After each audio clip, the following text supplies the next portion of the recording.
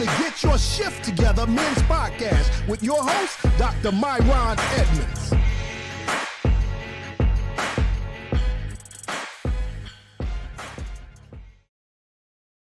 Yo, we here. Yo. Let's go. I'm fired up about today's conversation. The Get Your S.H.I.F.T Together podcast is back. We've been on a little hiatus, but we are back. Listen, where y'all at? Get in these comments. If y'all want to, go ahead and share this. This is about to be the best podcast that we have had to date. Well, they get better. They're gonna get better and better. We know what I'm saying. We just get better. We just gonna get better. Jay. What I'm doing right now is I'm trying to get my light together because everybody got lights. Everybody got like red lights, purple lights. So I got a light that is Wi-Fi and I can change the color. So give me like a minute and 30 seconds. I'm gonna have a new color for y'all. You want us to take you out? Do you want us to take you out of this podcast while you get your S.H.I.F.T together? Yeah, hold on, man. Just give me like 30 seconds. Oh man, Kymone, what's up, brother? How you doing, man? Man, I'm doing, man. Today, been battling a little bit of allergies, man, allergy attack, but I'm good.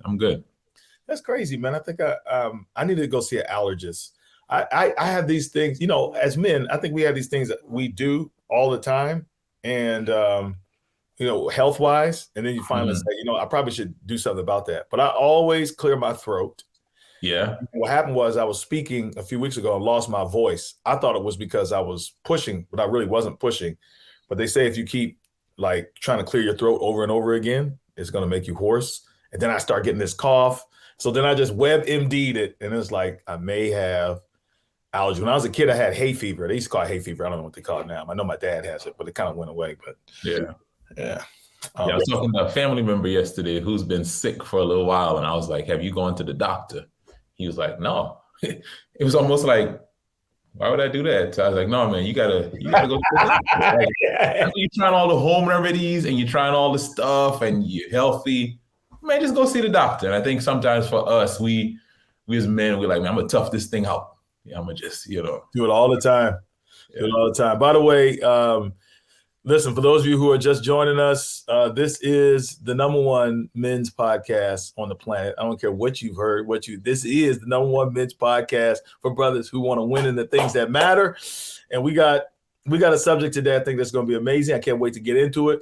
But people are already calling Jason out. Orlando Grant has come on here, Jason, and said, Jason Walker famous now. Listen, man, you came up on the last one, man. You got ET to co-sign your stuff, man. You all right now. Yeah, man. Can't tell him nothing. Ever since ET co-signed with him on that foolishness. By the way, you know how many ice cream cones I've had since the last show? Look, I've seen a couple of them, man, and I was just thoroughly disgusted.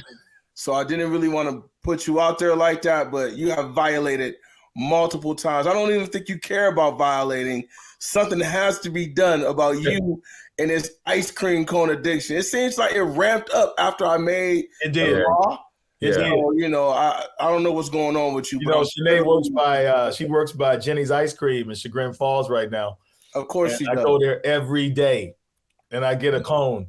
Hey, listen, Jason, because you said it, man, I haven't had any cones since then, man. Why you let that man do that to you, man? Listen, funny thing is, it had nothing to do with it. I'm trying to be healthy. My wife found out on this new thing, and so no dairy, no whatever. So, right, that's good though. Shout out to the brothers who, like Kymone, who are temporarily going vegan. Hey, man, temporarily, right? Listen, I'm trying to get my S.H.I.F.T together, man. The H part of that S.H.I.F.T thing, I'm trying to get together. By the way, those of you watching this, make sure, or you listening to this, make sure you subscribe.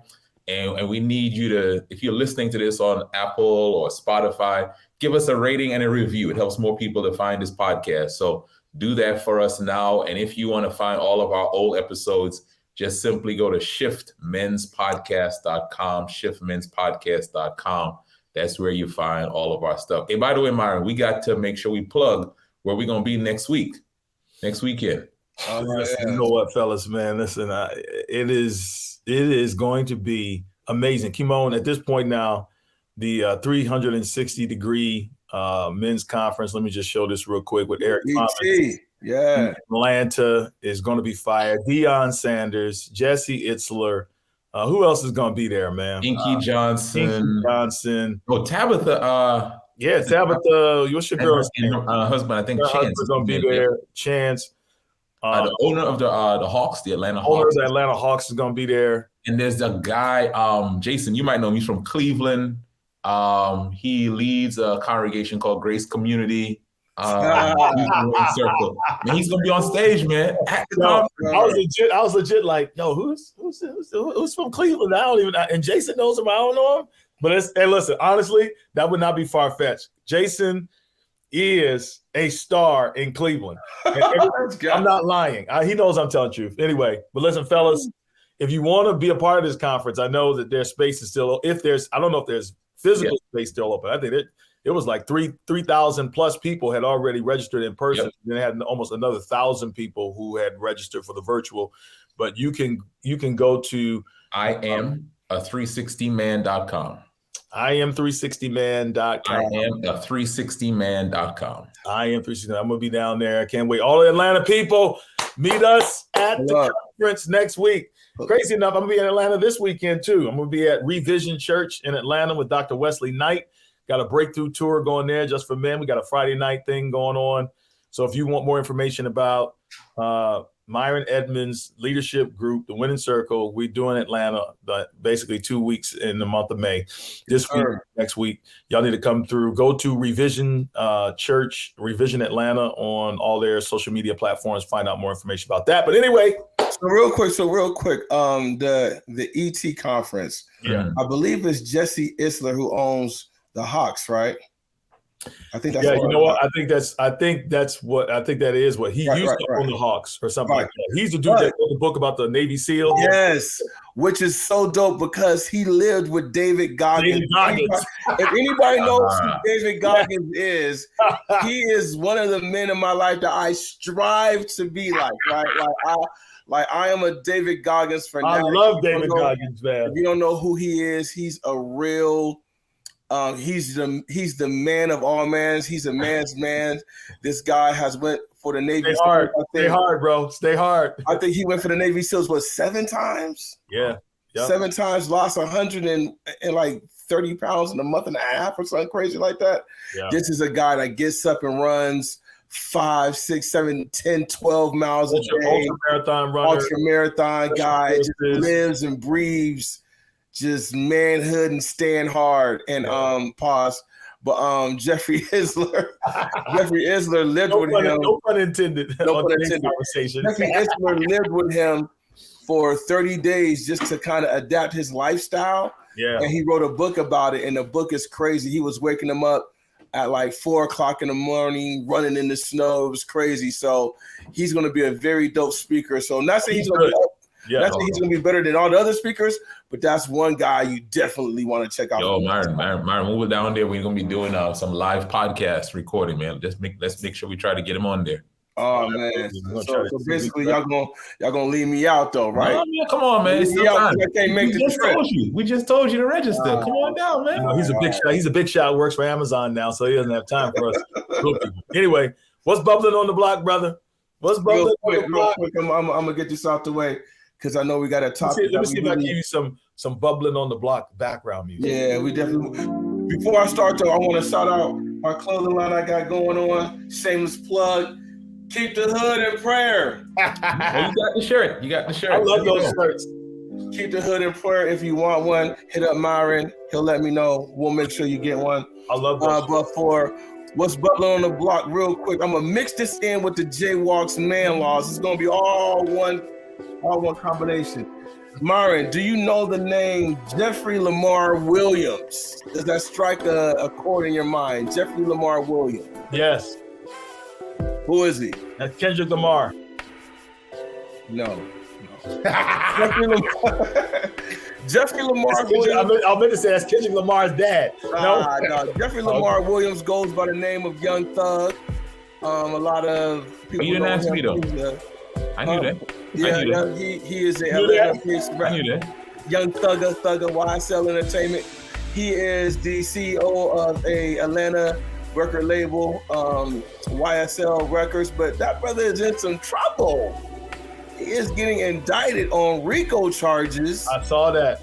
For, his lyrics, things that he's posting on Instagram. They just kind of combine that all together, use that as evidence, and bringing him in on a RICO charge, man.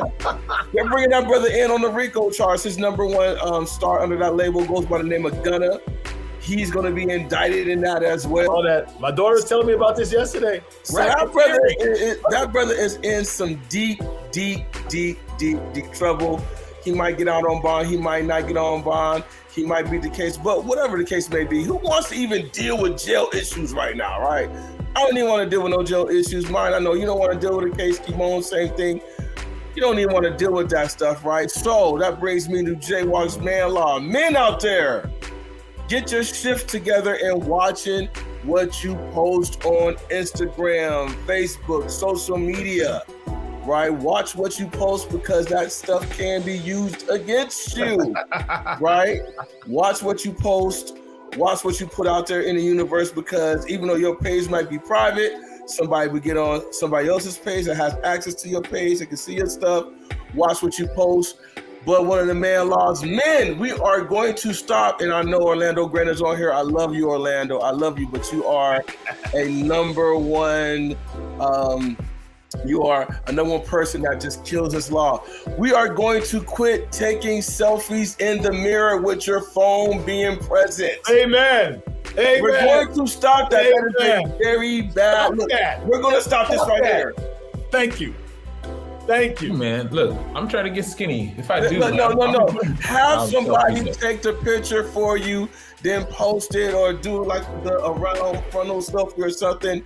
Quit taking pictures in the mirror with your cell phone. It's a very 1985 look, guys. We're going to stop that, okay? Have somebody take the picture for you or do the front-facing camera. It's a bad look. And some of y'all don't even be fresh. Some of y'all don't even be fresh taking these crazy pictures, but that's another topic. What about the bathroom selfies, too? Stop the bathroom, stop all selfies in the mirror with your camera. You might as well have a flip phone. It tells your age. You look horrible. Even if you're buffed up and you look great in the gym, just have somebody take the picture and then you post it. Jaywalk's Man Laws for this Get Your S.H.I.F.T. Jay, I want to add a man law. I know this is all subject, but I want to add a man law on that watch. If just consider putting this as a man law, because what's really disappointing to me is that you would put all these man laws in that really have nothing to do with the price of tea in China. Today was a good one, right? But how about these grown men walking around here with their shoes, how guys have their shoelaces, but then they tuck the shoelaces in and they don't. Listen, either you tie them, I'm calling Kymone out right now. Either you tie the laces. If you go try to be fly, either you tie them loosely, right, or you just let them hang out. Just let them go, bro. Just let them go. That's a woman. That's a law. Stop. That's a law. Stop doing that, Kymone. Yes. Stop it. Hey, Kymone, you better not be knotting up your shoes at the end of the lace so they don't. No, man. Just tie your shoes. Kymone, what's wrong with you, bro? Why can't you tie your shoes? Hold on, MyRon. You see me like this. You never told me this face to face, but you got to get on the podcast and tell me this. Come on, man. Kymone, I'm sorry, man. I didn't have the courage, man. But listen, at least the time when you left that little hair behind your head, I told you, man. I told you to your face. I didn't come on here to tell you that. You could have told me this. I got my courage listening to DJ Walk. Anyway, John, I think I've seen you at a bathroom selfie, man. I think I've seen you at one. Oh, me? No, John. Oh. John, unmute yourself, man. You're mute. Anyway, that was good. DJ Walk, you're climbing. You start to touch on the stuff that matters. Man. You have never seen me on no bathroom selfie ever in life.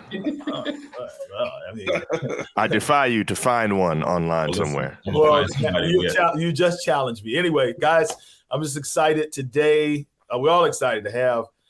First of all, Dr. John Nixon has become. We know he's a pastor. We know that he is just a leadership guru. He does a lot.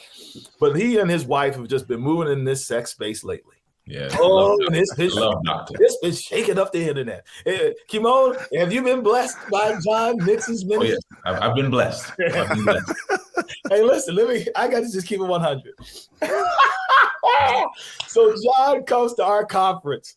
This is a man, by the way, let me just disclaimer. ladies and gentlemen, employers, administrators, family members, church folks, this is a men's podcast. If you don't like it, then turn the channel. This is for men. And this is not just for church men. This is for any man that wants to win that matter. Now, having said that, John Nixon came through to the Men's Breakthrough Conference. Come on now. This man taught us, man, and he taught some brothers things they had never heard before. he began to point us to the anatomy of a woman, and he showed us places that many brothers. Well, I'll just be frank. It seems they didn't even know these places existed. I have a little text thread, John. I just have to say this, man. John, your ministry is changing lives. I got a little chat with some of these. That's good, bad, and indifferent, man. Because you should know. You should know if you're a grown man. Hey, I'm just saying, DJ Walk. These guys took, I would call appropriate. Anatomy and physiology pictures from off the internet. I'm saying the appropriate ones, some that you would see in a textbook, and they were sharing with each other the things that you had shared and say, here, my brother, this is where it is. and here's a side view. Here's a front view. Door the Flora. Hey, John, let me tell you, man, there was a brother who had to leave the conference early because of you, man. He was planning to finish this Sunday. But because you were talking, man, he left early. I'm serious. I'm not making this up. That's true. Wow. Anyway, John, I got a quick question for you, brother. Yeah.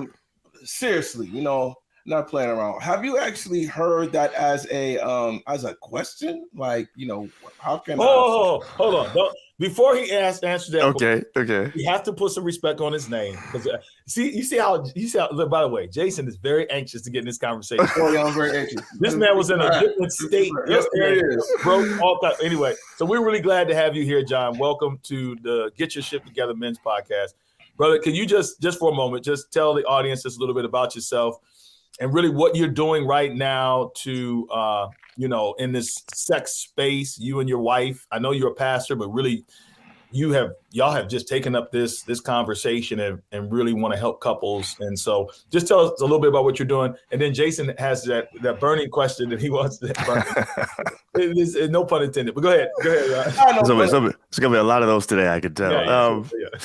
Thank you, first of all, for having me on. I'm excited to be here. I believe in what you're doing. This is great. And I'm excited about this conversation today.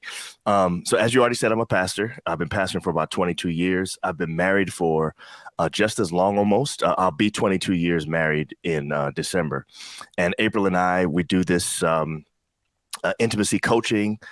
It didn't really start off that way. It started off about 22 years ago doing premarital counseling for our church, just people that wanted to get married. And we started noticing when we would talk about sex and marriage, there were a lot of questions.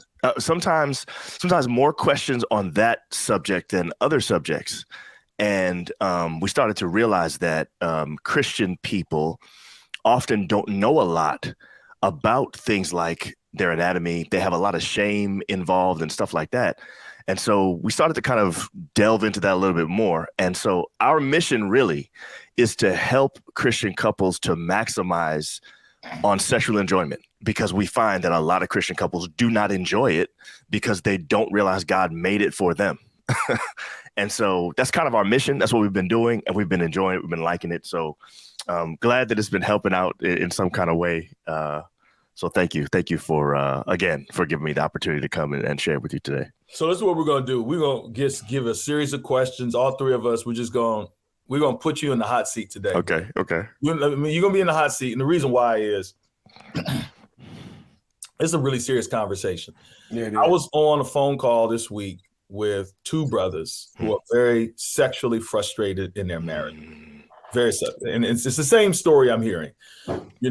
Before they was married, they was freaks, right? After they get married, first year or so, they're good. Kids come, it's pretty much null and void, work life, balance and all that type of stuff. And then they start feeling rejected. As a matter of fact, I have one brother send me a video of this sex therapist who was basically saying that there is a new sexual revolution going on.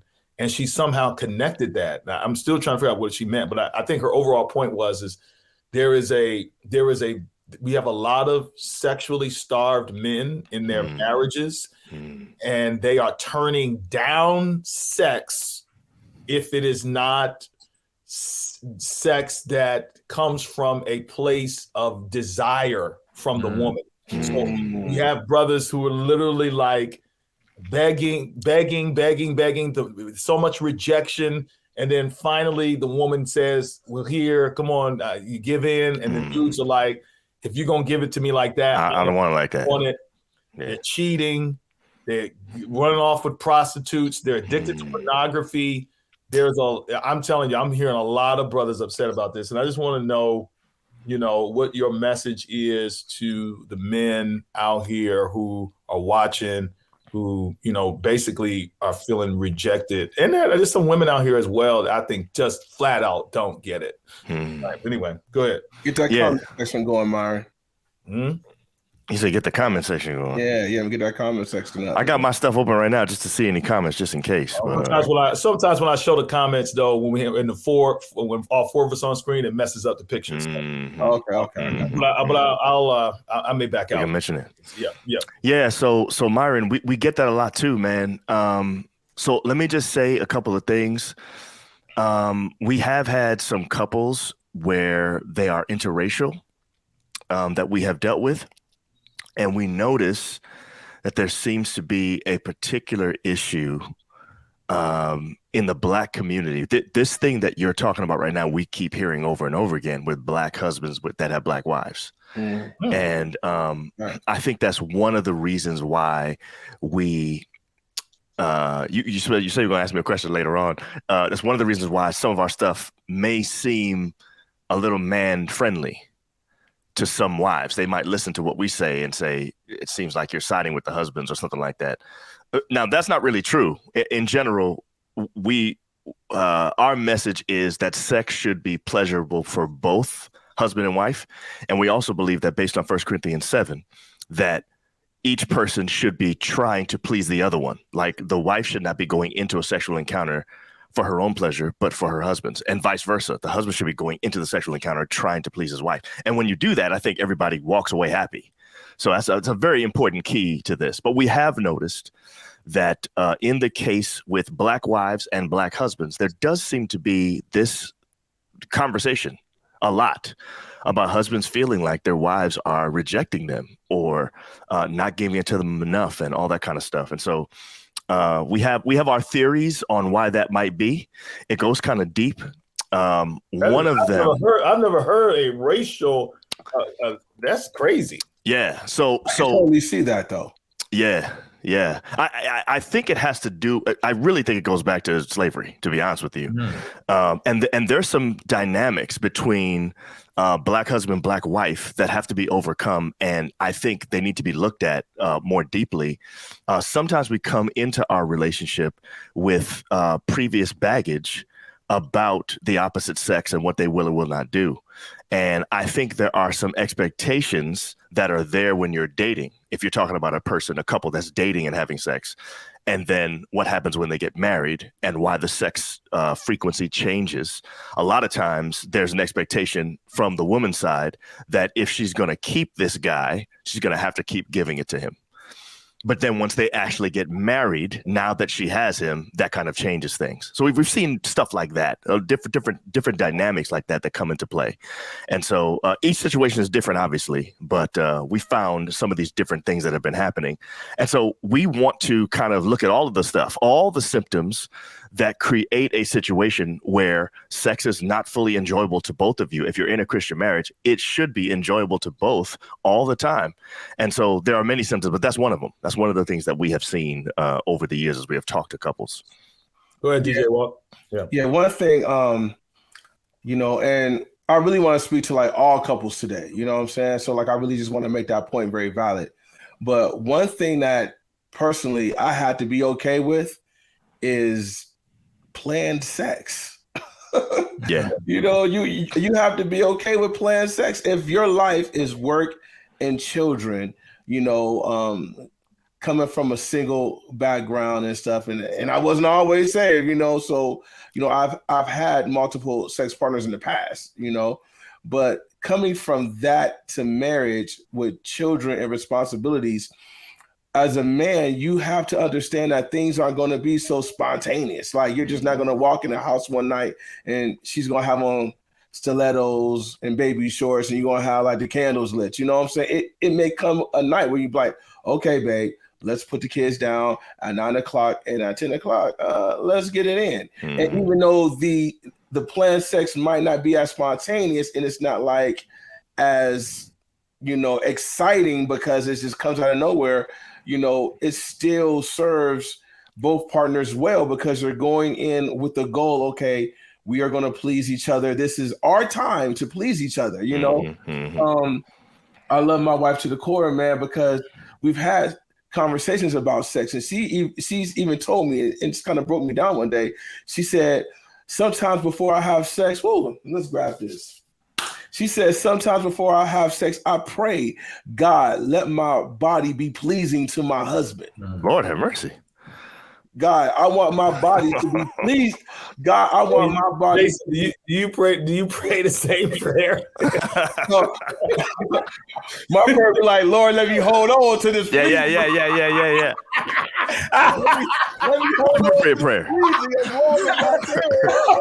Please, you know what I'm saying? Bro, I need to start praying, man. Shit, listen. But that's how serious, we have taken sex in our household that, sometimes it has to be a plan. Okay, this Thursday, we're going to make sure the kids go away, blase, and this is going to be our intimate time. Sometimes it don't work out, and sometimes I'll be pissed about it. I'm being transparent. Recently I got pissed. Like, I did all this to, I'm expecting, my prayer to be prayed, woman. And that don't happen, I'm pissed. But you got to take a lot of stuff into consideration her day. Just a lot of things. But sex not being as spontaneous. I'm just speaking to other married couples. It's okay. It's okay to plan out your intimacy. Yeah. Even though it seems lame, it doesn't seem spicy. It's okay to plan out your intimacy so you guys can make sure that you guys can come together. So it's funny because that's one of the pieces of advice that April gives a lot. And that is, like you said, plan intimacy. When our kids were a certain age, our kids are older now. John's 17, Julia's about to be 15. So we have a lot more freedom in our relationship than we used to have when they were little. John will be out at basketball practice. Julia's, doing art club at the end of the day. They go and come as they please. John's about to have his driver's license. So life is very different now. But for about a 10-year span, it was like we had to basically plan it in order to get it in. And what we found was, in our relationship at least, first of all, I want to say that the stuff that we tell people, we give them suggestions. We say this may or may not work for you. Just try it. See what happens. We don't think it's a one-size-fits-all type situation. We've had some couples tell us when we plan it, it's terrible. Like, we hate it. We want it to only be spontaneous. Hey, so I'm not talking to you right now. But for most couples, they say they need this part right here, which is we have to make sure we're getting it in, because if a certain amount of days goes by and we have not physically, because sex is just sex is physical oneness, right? You are one spiritually, and you're enjoying each other spiritually all the time, or at least you're trying to. Sex is a physical manifestation of that same reality. So I think we have to treat it as an important thing. This is worship. Something that we don't want to let go by. Worship. Yeah, it's worship. No, like, you might be joking, but dead serious. It's like worship, bro. Serious. That's exactly what it's like. So I'm saying if sex is just physical oneness, then it's a physical symbol, a physical manifestation of a spiritual reality. So it's an outgrowth of a spiritual thing. So, like, you wouldn't go 3 days in a row without having worship. Like, dead serious. You might, but you'd feel bad, and you'd be like, yo, what's going on in my relationship with God? So same kind of thing. I think you got to plan it sometimes. If you see that your schedule is not allowing you to be able to do it regularly, you got to figure out a way to do it. So April and I, we actually had it where no matter how many times we did it during the week, if we didn't get to or whatever, Friday night we were going to do it. It was like Friday night was like the time, because we always noticed that was when the two aspects of our weeks sort of converged, where each of us wasn't as busy. I usually finish my sermon on Thursday. I might do like some, finishing touches on Friday, something like that. But for the most part, I'm pretty free on Friday night. And same thing with her, because she was at school all day, every day. She's come down, she's taking her bath, whatever. We knew Friday night was going to be a night. So because it was scheduled, there was sort of an anticipation that happened. So some people think of it as, oh, no, it's scheduled, that's going to feel scripted. Nah, sometimes it's like, I know this is coming. And like an hour before, you start getting happy. You don't even know why. You look at your watch. Oh, shoot, we about to do it. You know what I'm saying? Yeah, exactly. So I do think that is legit. There are some couples that need to try it and see if it works for them. And I think a lot more of you would be happier more often because you were able to get it in regularly. I do think it's an important aspect of what we do as a couple. We got a lot of questions for you. Go ahead, Kymone, but prepare yourself, Nixon, to give us some abbreviated answers. Now, real quick, hold on. I don't know if I ever answered your question originally, DJ Walk. I don't remember what it was even anymore. I don't think it was a question. It was a comment. But the very first thing you said before. We're coming back to the anatomy. That's what it was. Okay. All right. Go ahead, Kymone. Yeah, John. So this wasn't my question. I'm gonna just slip this in. How often, right? You kind of give us like you mentioned that like every whatever. But this is my question. I feel like and tell me if this is wrong, right? Like I feel like there's a lot of trauma that has happened for people sexually in their past. And I think that might be a huge contributing factor to why a lot of couples are experiencing, like when we talk about sexless marriages, where men are trying to initiate and women are pulling back, and they're seeing that. Kind of talk about that and like how, if that's a factor, how does the man help his wife with that? Well, the first thing, I do want to say a number to go along with your question earlier about frequency. There have been several studies that have shown that couples that have sex 2 to 3 times a week, that seems like a pretty good number. Now, that's by and large, right? So that's like excluding people that have physical issues, or if you're on medication, or if you're injured or whatever. Just in general, you should be shooting for 2 to 3 times a week. That seems to be a healthy sex life. That's what the numbers show. Let's shoot for that, man. Let's literally shoot for it.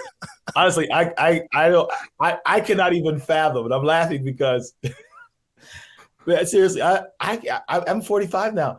Anything more than 3 times a week, that's a lot for me. I'm just being honest. I mean, I got some folks maybe on here right now who have 3, 4, 5 times a week, but at this stage, that's a lot. But anyway, continue. That's a lot. I'm with you. So again, I think it varies for your age. I think it varies for a bunch of different things. But I think some people need a number to shoot for in order to be able to say, okay, this is something that they say is a healthy amount. I would say a sexless marriage is one where you only have sex once in 3 to 6 months. That's like a sexless marriage. Once or twice, I think it is. Let me look that up. Hold on. What about once a month duty sex? That's a marriage, brother. No. You don't need the statistics on this. I had a thing that I saw the other day. No. If a dude is only cut the numbers, John. Cut the numbers. It might be once a month. You might be right about that. What I'm saying, forget that. If you back in the day, we've had these conversations before. You're an sexual expert. Let's talk about this. If a man is getting duty sex once a month, but anyway, I don't want to. So duty sex, duty sex is a part of it too, though. That's an excellent point, because the quality or type of sex does make a difference. A lot of wives don't think their husbands care about the emotional connection. They think, if I just give it to him, it's fine. But the reality is, husbands don't want that. So we'll come back to that. Okay, so you were talking about trauma, Kymone. Okay, trauma. Yes, Kymone. There are couples we have dealt with that have dealt with trauma. And in those cases, we think you have to handle that with care. I think sometimes if, let's say, your wife has been molested or she has been raped before or something like that, then you have a totally different playbook that you have to go from. You can't be really demanding anything, because anything that feels like it's not 100% pure love is going to not only turn your wife off, she may end up having physical reactions to not be able to have sex with you. There's this thing we found out about called vaginismus. Vaginismus is almost like the female equivalent to erectile dysfunction. It's basically where the muscles in the vaginal wall tighten up so much that it makes penetration either impossible or extremely painful. And what we find is that women that have gone through abuse sexually oftentimes have vaginismus. And it doesn't only have to be physical abuse. It could be emotional and mental abuse as well. It just, there's a connection between those. So for a husband in that case, I would say your playbook is totally different. First of all, you guys have to get some kind of counseling. She probably needs her own counseling, specifically to deal with that trauma. You may need to have couples counseling on that as well. And you have to work on making sure that you never, ever, ever, ever make it even seem like you're doing something outside of pure love for her, because she's going to automatically probably associate that with this negative situation that she went through so long ago, or however long ago it was. John, let me jump in here. Go ahead. That is easier said than done. And no question. I remember when my wife and we had a season in our marriage where it was hit and miss with the sex, and I would get angry. And I would be resentful towards her. She could feel it, and it would just create arguments and all that type of stuff. And then what would happen is I would try to suck it up and try to be a good guy, but I just couldn't get out of my feelings, because I mean, I don't know if there's any research to this, but man, if a man is, I'm not saying a brother should not be a good guy, but it becomes the same way a woman can withdraw and feel some type of way if she is not feeling emotional connection. And I hate that we even say that, because a man feels emotional connection from sex. Brothers legitimately feel holistically rejected when their wives turn them down. Yeah. True. How does he like come out of his feelings when he needs sex for his feelings? This is why I'm definitely suggesting the couples counseling in that situation too. It's not enough for her to just go get counseling. I think they need to get it together. He may even need it separately, because I do think they need to process together this whole thing of the principal way that I feel really connected to you emotionally is when we are engaged in sexual contact.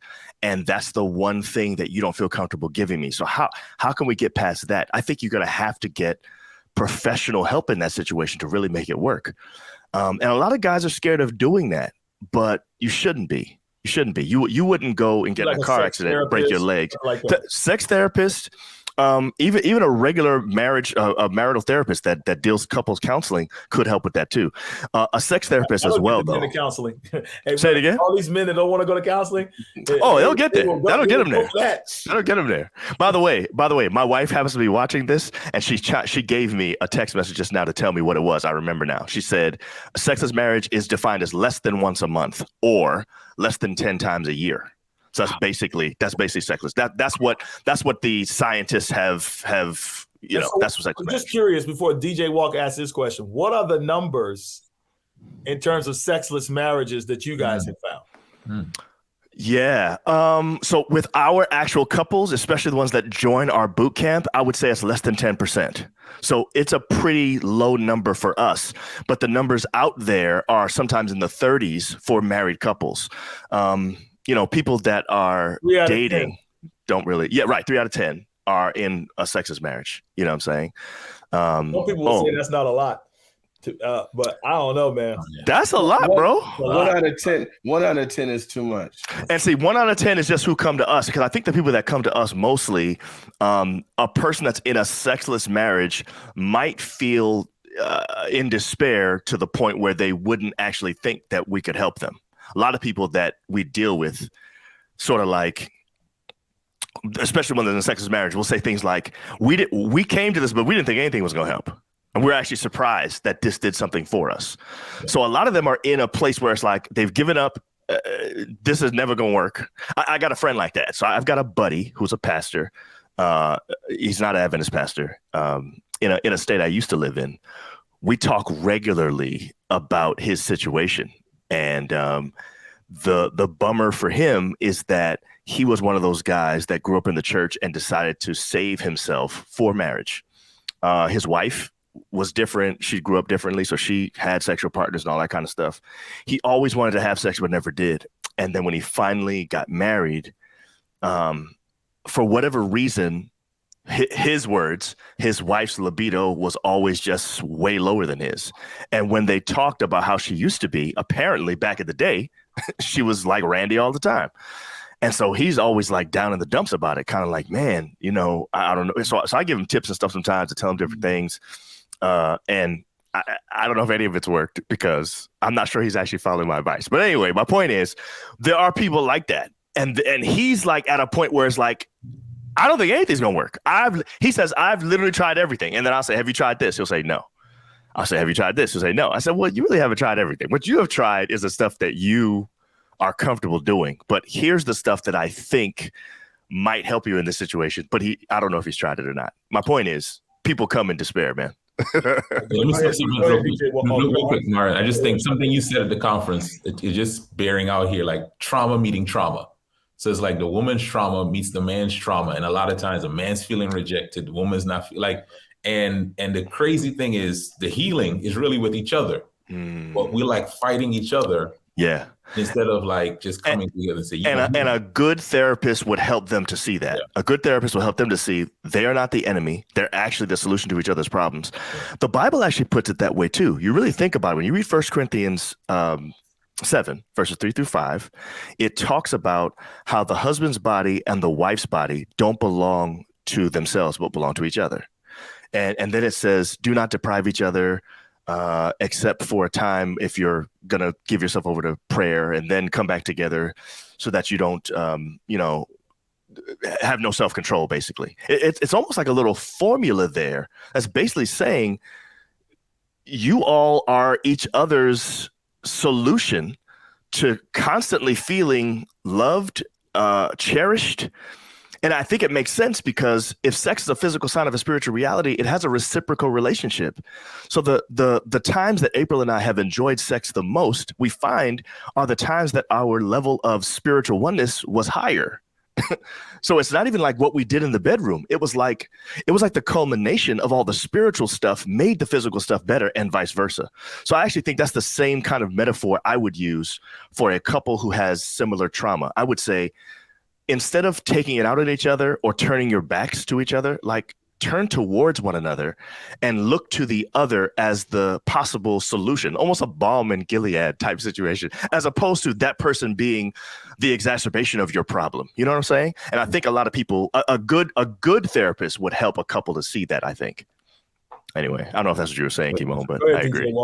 So one of the things, man, that I said I was going to really address on this time, man, is that, I don't want this to come off bad or whatever, but there's so much emotional emphasis placed on sex out here from like sexual therapists and, people that are gurus in this sex realm. It's like, you got to pump your partner up. You got to do this. You got to do that. You got to do this.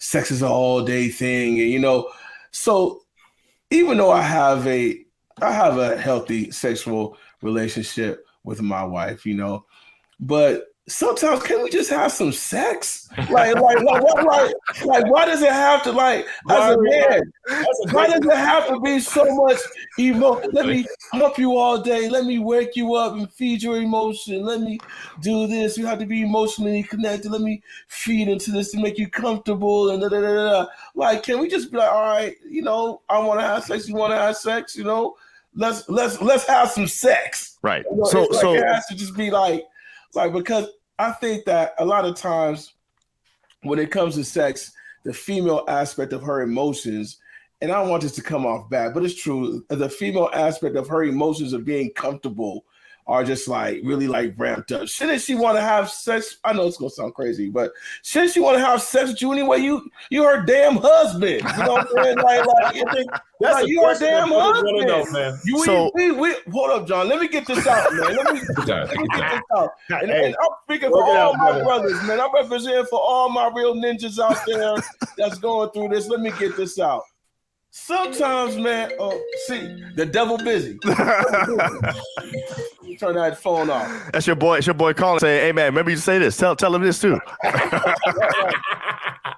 Sometimes we're just like, okay, and I hear the word duty sex, right? And I'll go off into duty sex a little bit at the end because guys, you can get some duty sex and turn that around to some great sex if you know what you're doing. Yeah, you know, you can flip that duty sex and make her really enjoy that thing if you're putting that thing down the right way and finding what John was trying to get you to find earlier. But anyway, hey man, stay on your point, bro. Okay, so my point is, you're running out of time. Hurry up. My point is, you know, I think that just this guy.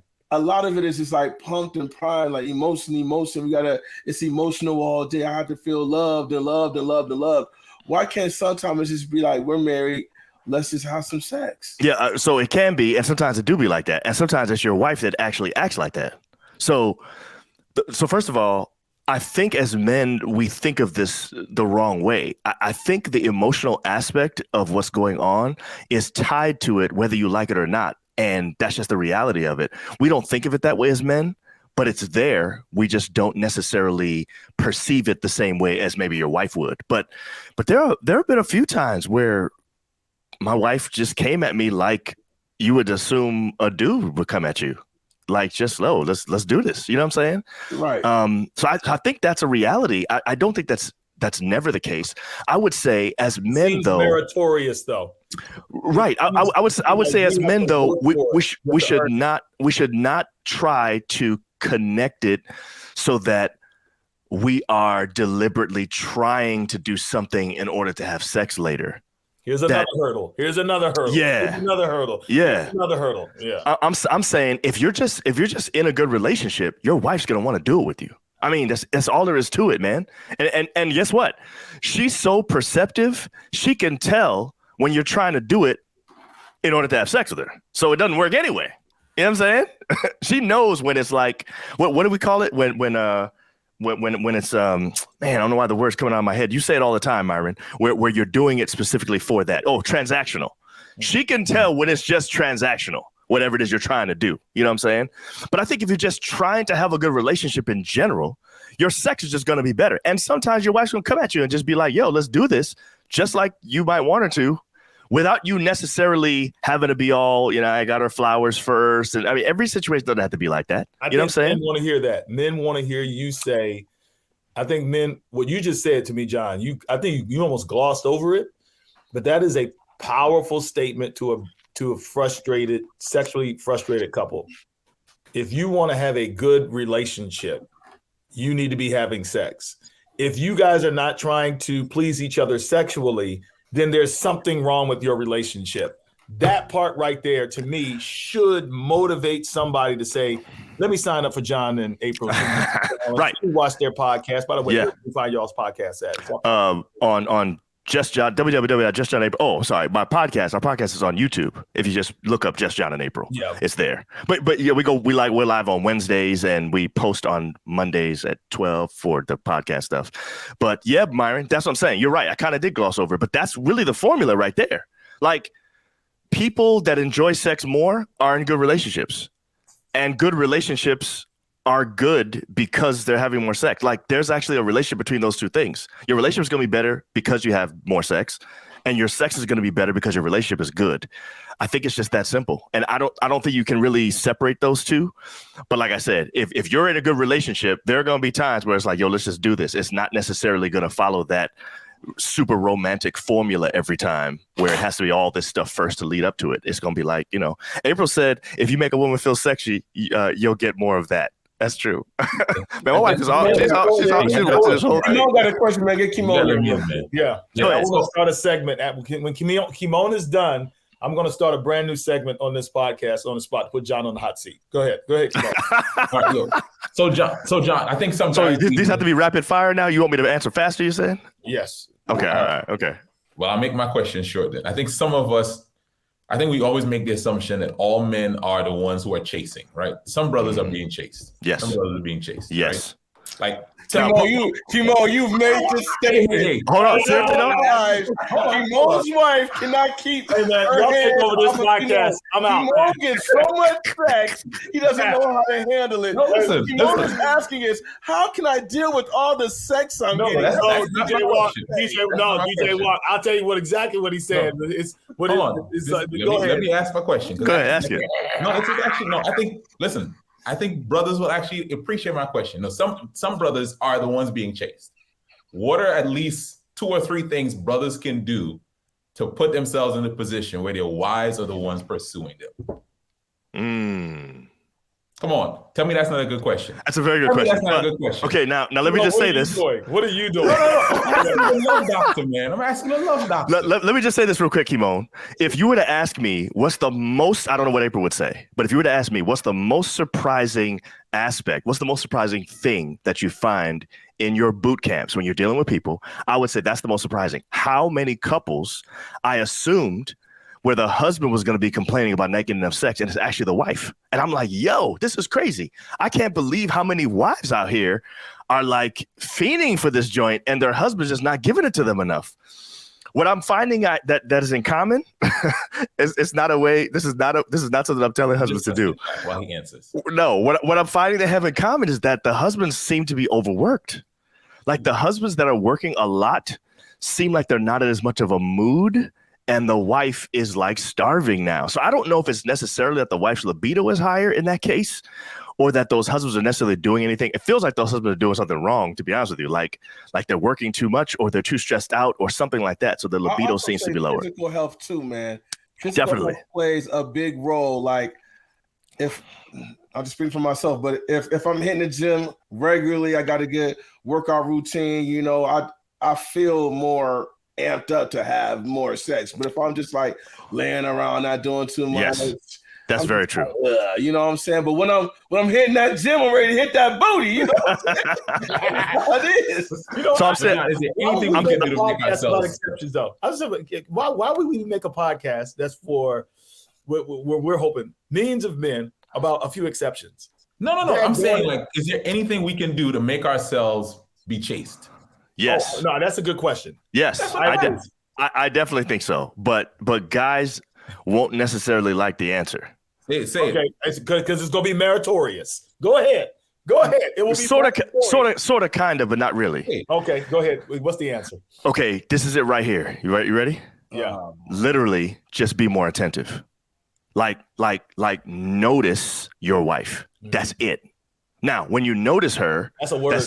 When you notice her, that simply means do something about it. So I'll give you an example.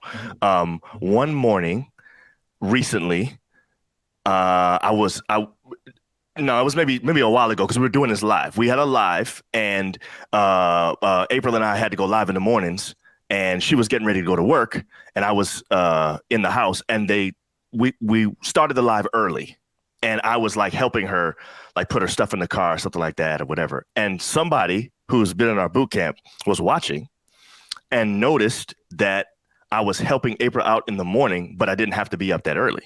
Like this was a day that I didn't go to the office. She was getting up early to go to work, so were the kids.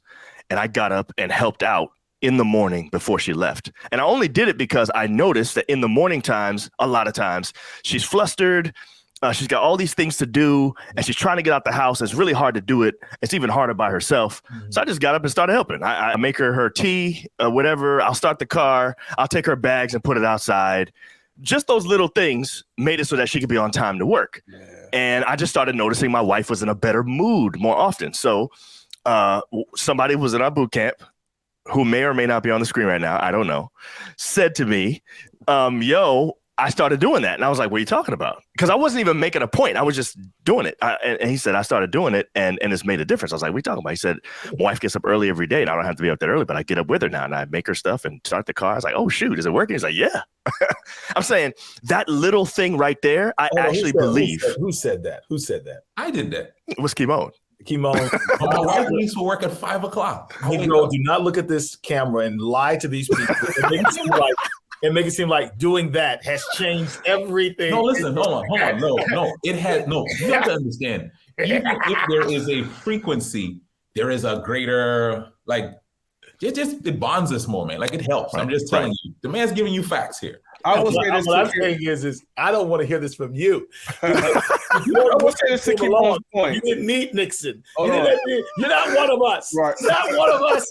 I ain't one of y'all niggas either, so I just want to look. Kymone is being chased. Kymone is being chased because I'm being attentive. That's all I'm saying. I'm saying try it. Try being attentive. And I'm saying it may not be that, but just start watching your wife. Like literally become a student of your wife. Thank you. Like just pay attention, see what's going on, and try to figure out what little thing could I do today to make her day a little bit easier. I'm telling you now, she'll start chasing you. She will start chasing you. I gotta say something to Kymone's point though, real quick.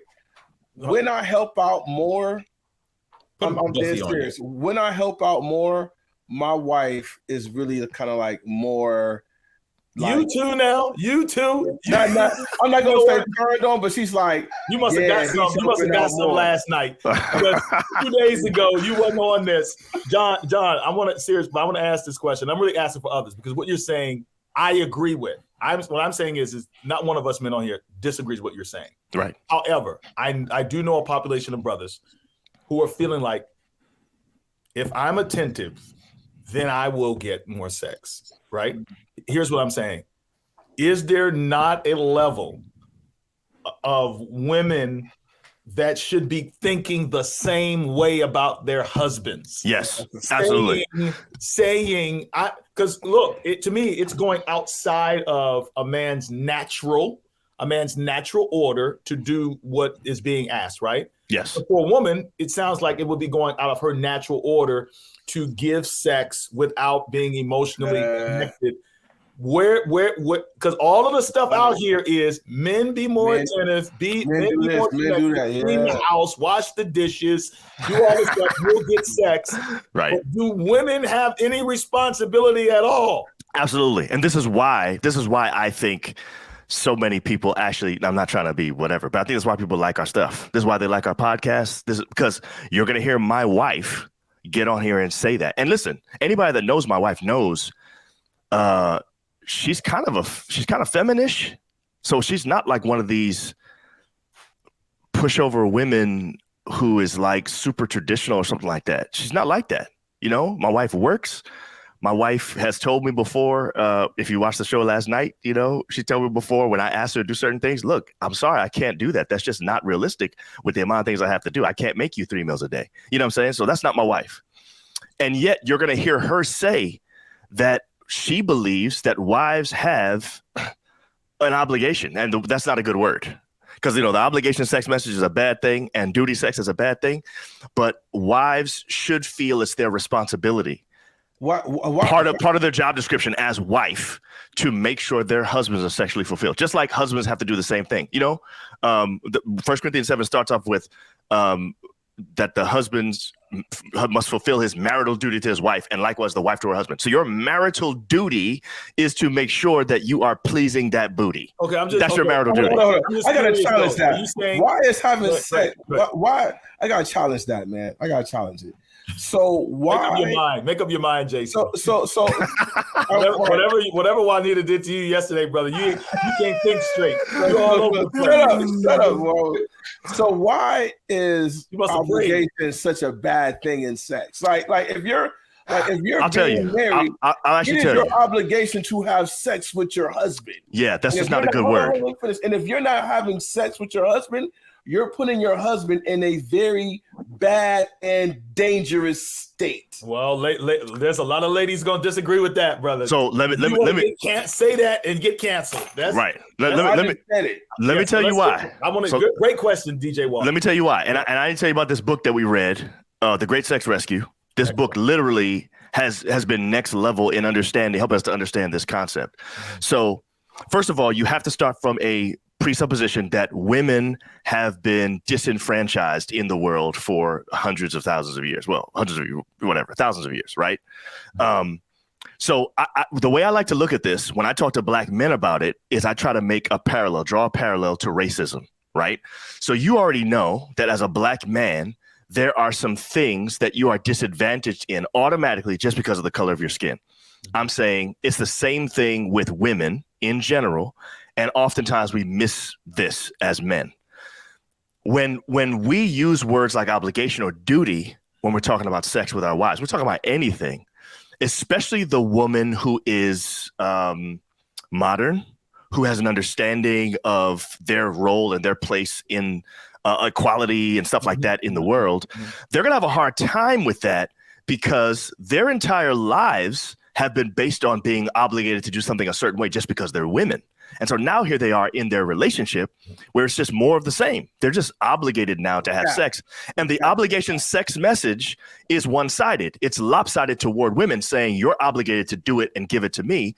And there is no obligation for me to make sure that you're actually enjoying it. You understand what I'm saying? So that's why I think the problem is. That's why I don't like using that word when I say it. But my thing is, and MyRon can even attest to this because he did my marriage counseling. I made a point to say, in our marriage, sex, like I can't see how a woman could get married and say, you know what, I don't feel obligated to have sex. Like it's literally as important as feeding your family. Like I don't see how you could not say I'm not obligated to have sex. The thought of saying I'm not obligated to have sex with my husband sounds absolutely positively ridiculous to me. Well, it's not politically correct. John, what you really literally said was it's not politically, sociologically correct to say obligation. But I would say, to his point, simultaneously, there is an obligation. Somebody said talk about purity culture. I don't know how relevant that is to the man. That's all part of it. Yes, I know, but I think from a man's perspective, there is relevance to the purity culture. But anyway, I think you get my point. Well, here's what I'm really saying. Let's just use a different word. Let's not use the word obligation or duty. Let's use the word, April and I say it's part of your job description. 1 Corinthians 7 says it's part of your marital duty, something that you have to do as a married person. So once I become husband, one of the things I'm supposed to do, protect and love and all that stuff, one of them is making sure my wife is sexually fulfilled. That's on her list too. So we stay away from words like obligation or duty because those are tied to ideas that have to do with sort of like bondage. And I'm saying what that word signals in 2022 is not what we're trying to say. Even though what you're saying, I agree with, it's part of our job as husband and wife to do this. It's what we're supposed to do because, like you said, the fate or the balance of your marriage is maybe weighed on this. So it is a big deal. but we stay away from words like obligation and duty just because of that. April the link. April, get on. You can get on through your phone. April's in class. I don't think she can actually do it. Listen, here's the question. Why in class watching the podcast? That's a good question. John, what was that word you used earlier? You said it's the female equivalent to ED. What's that word? Vaginismus. Yeah. Right. So listen, this is what I take from what John is saying. I think not even just the word, but the mindset. Oh, April is saying I need to be on this show right now. She did say that. Wow, I didn't see that in the comments. She said she's on break. All right. Okay. Will it allow her to get 5? Because you only got 4 people on here. Yes. I have space for 5. Okay. All right. So you want me to hold my question till April comes on? No, she's listening right now. All right, so the obligation, right? So that the word, say it again one time, John. What? Oh, vaginismus. Right. Yeah. Not just the word, but the mindset behind vaginismus. You don't want to say vaginismus. I don't want to mess up the word. The mindset behind this. Can it actually be working against what the man is trying? Yes, Kymone. So thank you for saying that. That's what this book shows. I'm glad you said that. That's what the book shows. So the book shows is that wives have a lower quotient of enjoyment in sex when they feel obligated to do it. Yeah. And there are many wives that associate the obligation sex message with trauma, and that triggers vaginismus. That's what her research is showing, Sheila Gregoire. So that's what we're saying. So a lot of these husbands that want what they want are actually going about it the way that's going to give them the exact opposite reaction. If you want your wife to actually want to have sex with you, do not obligate her. But do you not think it's the same on either? So, okay, this may not be apples to apples, but I'll just give you a comparison. Brothers that grew up sexually active before marriage, right? And then were addicted to porn or whatever. And the images that they have in their minds, right, wrong, or indifferent, are a man being pursued, right? Yeah. So societally speaking, right? So what I'm finding is, and I see from a lot of brothers, and what me and my wife went through, thank God we're out of it, is that when I felt she was giving me duty sex, obligation, right? Bro, I did not perform well either. So you didn't like it either. And so for me, the whole notion of it, women are emotional, men are not emotional. Both of us are emotional. Yes. I just think we receive affirmation for our emotion differently. Well. I agree with you. A flower among thorns. Hey man, set us straight. Together, moment for the ages. Go ahead. Let's go sit back. This is our first female guest on the podcast. April, you're making history. Oh, man. Sorry, y'all. I wasn't trying to be taken, April was the first in our winning circle group to speak to our men. She is a trailblazer. But go ahead, April. April, we know you have something to say. Go ahead. I'm sorry. I'll just, oh my goodness. So talk to us. So when you were talking about the obligation sex message, and you're like, we should feel obligated, you should be obligated, whatever. You don't realize what goes into a woman's head when she feels like she has to have sex with you. Mm-hmm. And if she doesn't, and I'm trying to control myself right now. If she doesn't, you gonna go and do something? Do you know what that means? That means that we have to take the blame as the woman why you can't control yourself. Let me finish. That's what that ends up turning into. Okay. That's what that ends up turning into. I'm not saying that is what you're saying, but that's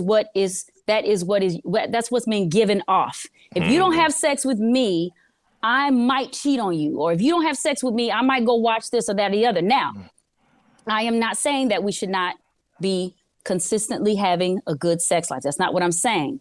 But what I'm saying is when you give off this to your wife that you have to have sex with me, because I want it or I need it, it ends up turning into your wife might have sex with you, but she just might be sitting there with a blank face. Okay, is that what you really want? Is that what, and then it ends up turning into resentment. It turns into resentment and bitterness. And then they have sex with you, but they're just laying there. Is that what you want? Is that what you want? Let me help you. Wait. First of all, me and my wife have a very healthy sex life. So I'm not. Yeah. Right. I know that you're not. Yeah. But I will say this. I do know some brothers, right, that are struggling with their purity because of the rejection of sex from their wife. Now, question. So if you know that sex is part of your marriage is to, I don't want to say obligation, but it is part of the job contract to be sexually active with your husband. And if your husband is, he built up for weeks and months and not having any type of release unless he's going to porn or whatever, you're saying to me that, that the wife rejection of the husband has nothing to do with that? I'm not saying that. Yes, I am saying yes. You are responsible for your own actions. It is not her fault why you are going watching porn. And this is what has been told to little girls. Because you wear a short skirt, the elders and the deacons, when they see you walk in, are going to now lust, and it's your fault. So you need to have on a longer skirt. That's a problem. So that's been taught to our women since they were little, and so that's why when you say something like that, you think one thing, but it's in your wife's head as something totally different because it's something she's been hearing her entire life. That she's responsible for men's negative responses when it comes to lust or anything like that, and this is specifically within the Christian church usually. That's what the purity culture thing comes in. Okay, John, this is a hard sell. I know what I'm about to say is a hard sell, but I just want to be faithful to men viewers that are watching. And I know that the conversation now, because April has brought this perspective in, which I think is incredibly valuable to the conversation when you're talking about purity culture, when you're talking about abstinence and all the other things that came with. I mean, there's a whole conversation we can have about that. But I'm saying just from a man's perspective, period, right? And I know that's kind of narrow given that you're talking about two people, but I just want to reflect what God's saying. So just as a woman is not responsible for a man's bad behavior, right? We all tracking there? Are we all tracking? A woman is not responsible. My wife is not responsible for my addiction to porn. She is not responsible for that. I think we're all tracking, right? Right. I've pastored, counseled people just like you guys have, 20 plus years, hundreds of people. What about the husband who is emotionally inattentive to his wife, and she is then vulnerable to an emotional relationship and connection with somebody outside of that? That's a fact. What we would say is, so are we saying that is he at all responsible for his wife's vulnerability? Now, I don't like that we conflate the issue of abuse in this instance. Just if we can just keep it outside of the abuse realm, because I think there are some differences there in terms of girls dressing up and saying, hey, you shouldn't be looking and all that type of stuff. That's way left field to me. I'm just talking about from the I feel like a lot of men that I talk to feel that their wives are emotionally dominating their relationship, and they are therefore put in a meritorious position where they have to do A, B, and C in order to have sex. And then, of course, if she's not emotionally connected, it's not going to be enjoyable. And then that's a whole nother level. But how can it be enjoyable if you don't practice?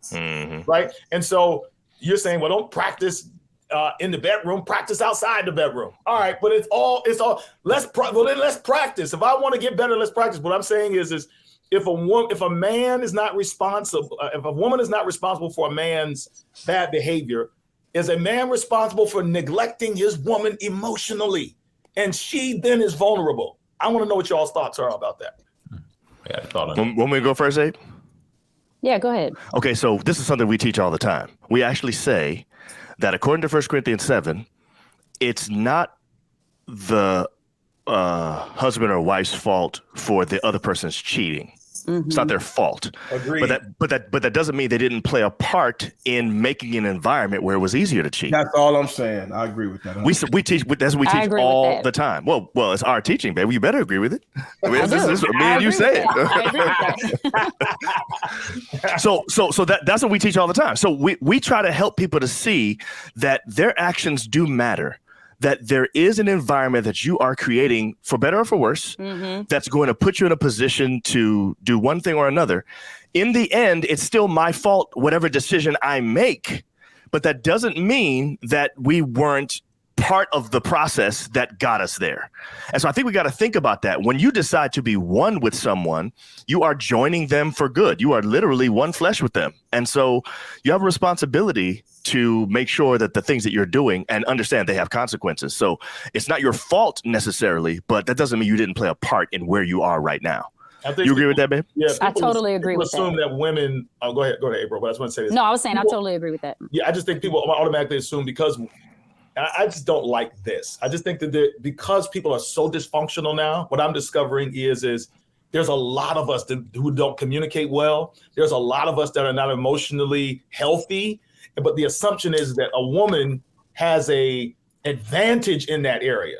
And what I'm saying is I'm finding that human beings across the board do poorly in that area. I know of men that are more emotionally healthy than their women are because of things that women went through. And so, and you know, just to kind of put nails in my point, I'm not saying that a man is responsible for cheating if his wife is not having sex with him. I'm not saying that. But what I am saying is if you are not sexually pleasing your husband in any way, I mean, it don't always have to be intercourse. There's other things that you could do to please your husband. But if you're not actively trying to please your husband in a sexual manner, what I will say is you are definitely putting your husband in a very dangerous and compromising position to stay pure to your marriage. Yeah. Go ahead, Kymone. Yeah. We got to ask. We need to end this right. No. Actually, We got a bonus today because April just popped in, which is amazing. Sorry, y'all. I was getting hyped over here. With the smoke too. April. So look, we get an opportunity to have a woman tell us stuff like almost like, give us a cheat code then. Give us a cheat code. I was just about to ask that. And I was going to ask John to do the same for the brothers. So okay, that's a great place to end. So if you have the question, go ahead, because I was going to ask April a question, but you go ahead, MyRon. No, that's it. I think I wanted both of them just in closing share. Give John, if you give some men some advice on in sexless marriages, not just any guy, but brothers in sexless marriages that are struggling with this thing. These are good brothers. I'm not talking about all this other stuff. I'm talking about regular people who's struggling. What kind of advice? And then April, what advice do you have for sisters that have sexually frustrated husbands and so forth? So that was you asking the opposite of what I was going to say. I was going to say, April, talk to us men, give us the inside scoop. Oh, okay. And John, give women the inside that part. scoop. Yeah. I think I did. Understand. That's what I understand how men. Yeah. That's even better. That's even better. Thanks. Did you get that, babe? I did. I think so. April, talk to me. Your kids. You got somebody coming in your room. April go first. Let April go. They're about to switch. Okay, go ahead. I have to watch my words right now. Okay, go ahead.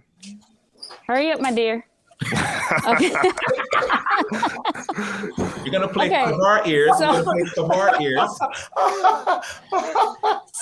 I think that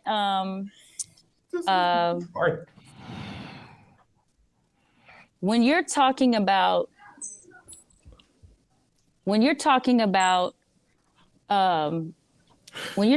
sexless marriages, right? We're talking about, once every month or every 3 months, 6 months, whatever.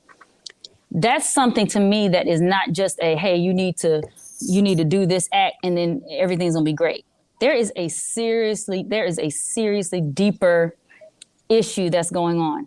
So I think if it's because of the woman that the marriage is sexless, then there needs to be, we talked about therapy, of course, we know that, but there has to be a reason why. What is it that's making you not enjoy or want to have sex? So I'm gonna just give you two incidents of some ladies that came to me about this.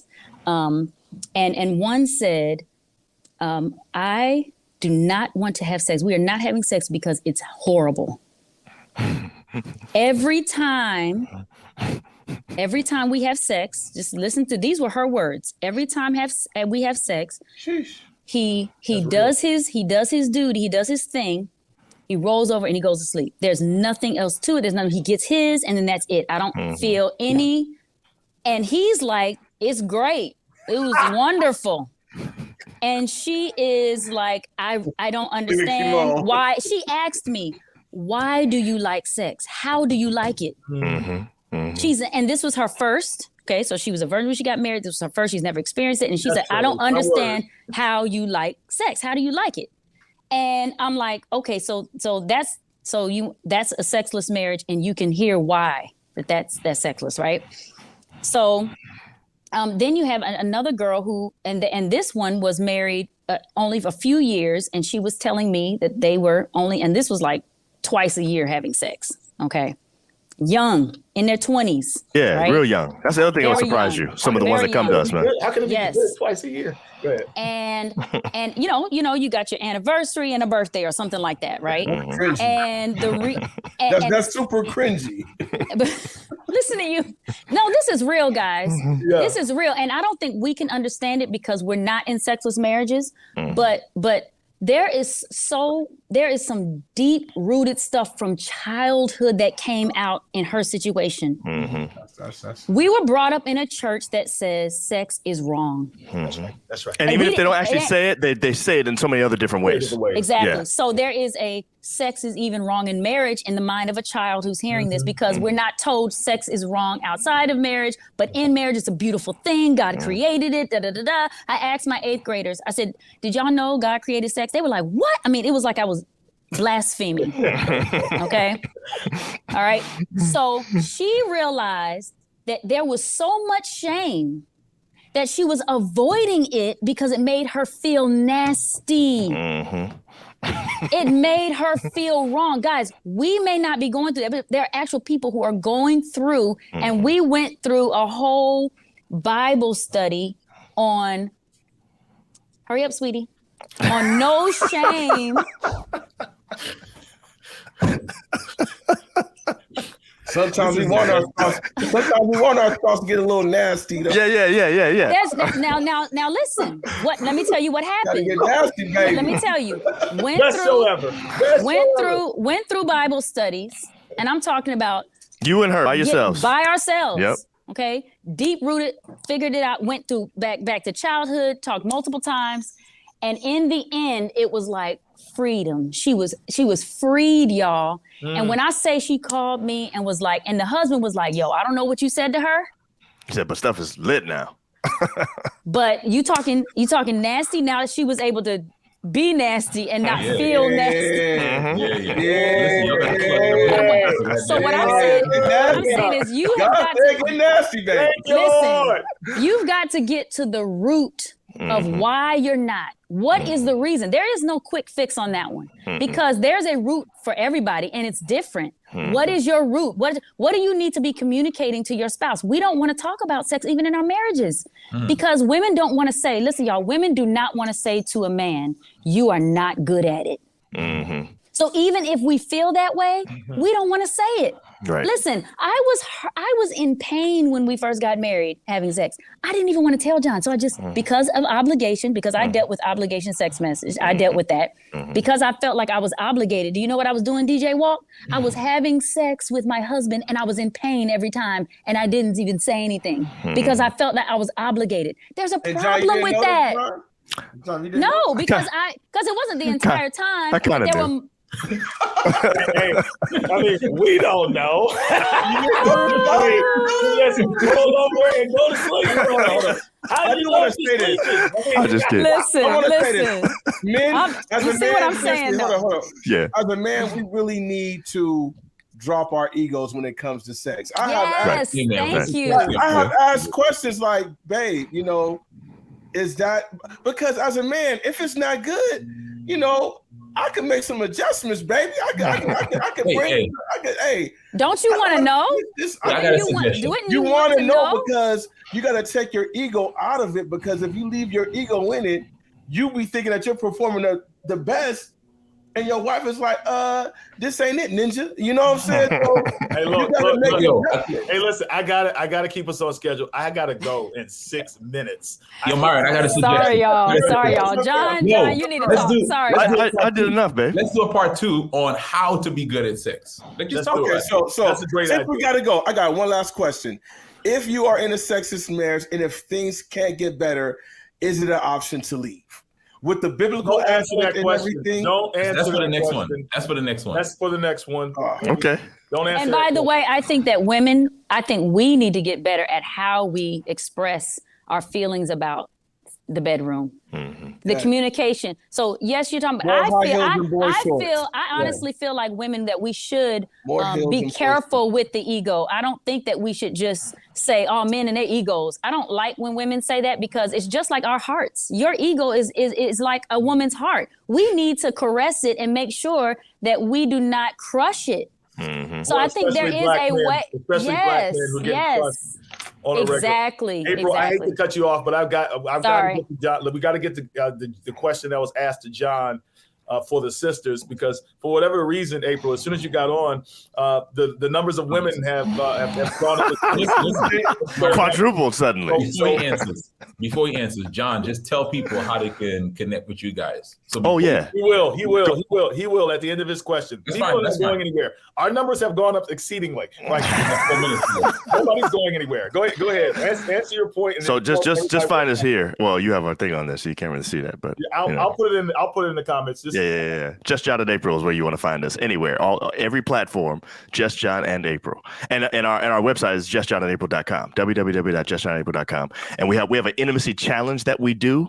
If you're thinking about trying to figure out what's going on in your intimacy with your relationship, we teach about the 4 pillars of total intimacy. So it's not just about what's happening in the bedroom, but it's all connected.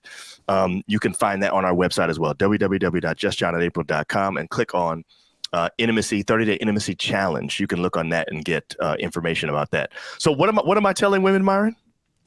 Heels and boy shorts make sex better. That's definitely true. No. Kymone, clarify the question. So the question was, like, you're talking to women. Give them the inside scoop to help them understand from the men's perspective, especially in sexless marriages. Yeah. So, okay. So for women, if you want your husband to make sure that he is actually enjoying it, I would say do something special in the bedroom, maybe beforehand, like the way that you dress. And DJ Walk, that's no joke. Like boy shorts and heels, like for real, like something where it's going to visually stimulate him that will automatically give him a visual cue that something's different about tonight. Like you didn't come to bed with your bonnet on. Oh shoot, that must mean that must mean we're about to get it. You know what I'm saying?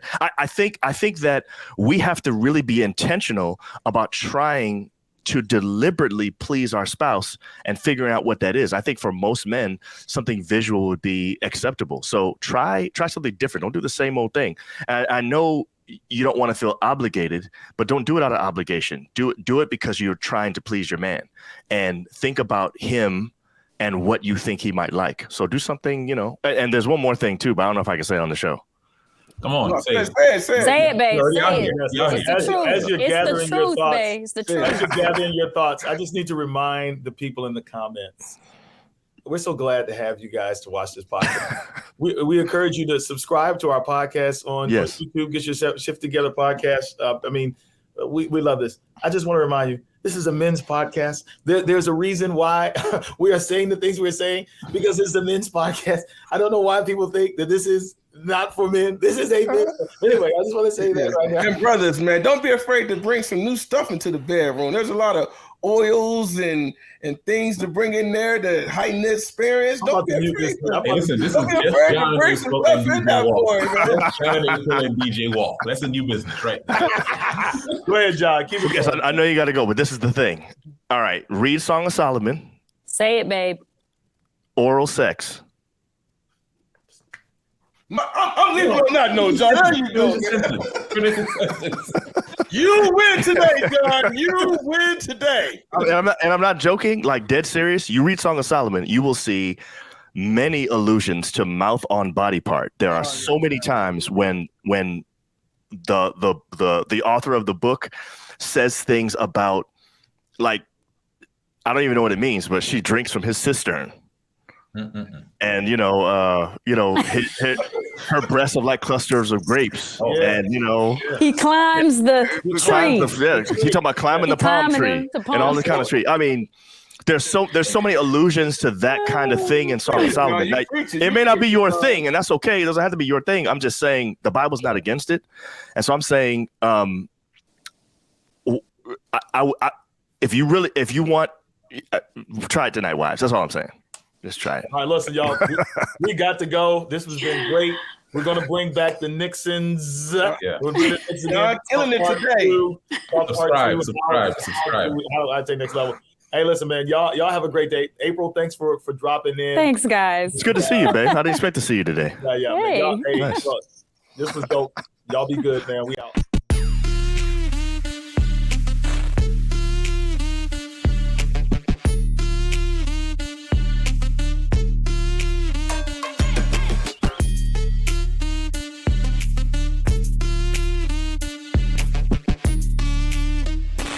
Welcome to the Get Your S.H.I.F.T Together Men's Podcast with your host, Dr. MyRon Edmonds.